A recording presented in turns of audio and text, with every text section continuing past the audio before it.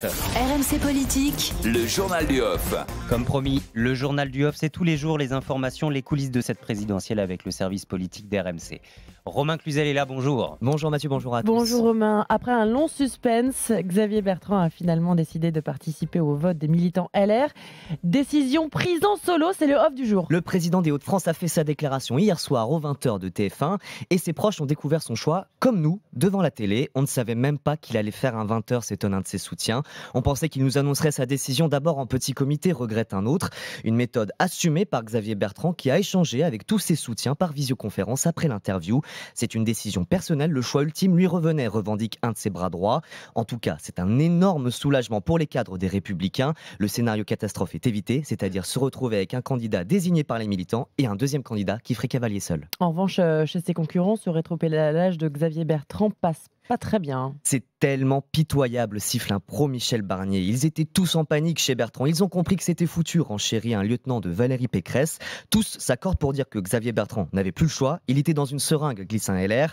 Dans l'équipe de Valérie Pécresse, on s'empresse de revendiquer la cohérence de la présidente de l'Île-de-France. Elle a suivi un processus depuis le début. Jamais elle n'a remis en cause les règles fixées par le parti. Suivez mon regard. D'ici le vote du 4 décembre, Xavier Bertrand doit désormais convaincre les militants et les élus républicains. Et ça commence dès ce matin par une rencontre avec les sénateurs LR. Un proche confie, il va leur dire que c'est le moment de se rassembler derrière sa candidature. Xavier Bertrand le répète, il est le seul candidat de droite capable de gagner en 2022.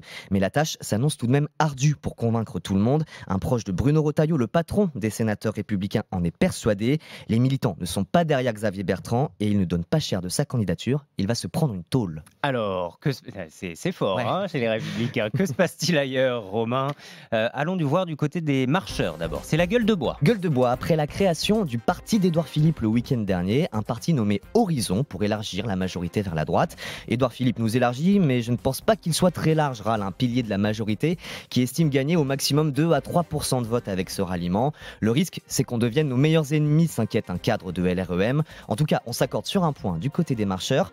Horizon, c'est en marche, sans les couleurs, c'est pas très fun. Eh ben, comme ça c'est dit aussi. Éric Zemmour se réconcilie avec le service public. Le polémiste sera le prochain invité de l'émission Élysée 2022 sur France 2, selon les informations du Figaro. Éric Zemmour, qui a accepté l'invitation de la chaîne. Reste à fixer une date. De quoi clore la polémique lancée il y a quelques jours. Un journaliste de France Télé avait affirmé qu'Éric Zemmour n'avait pas le droit d'intervenir sur l'antenne. Une déclaration aussitôt reprise par Éric Zemmour qui criait à la censure. Rappelons tout de même que le polémiste était déjà l'invité de l'émission de Laurent Ruquier il y a un mois. Devinez sur quelle chaîne? France Sur 2. France 2. Et oui, et on finit avec du football. Emmanuel Macron chausse les crampons. Le Variety Club de France aura une recrue un peu spéciale ce jeudi à Poissy.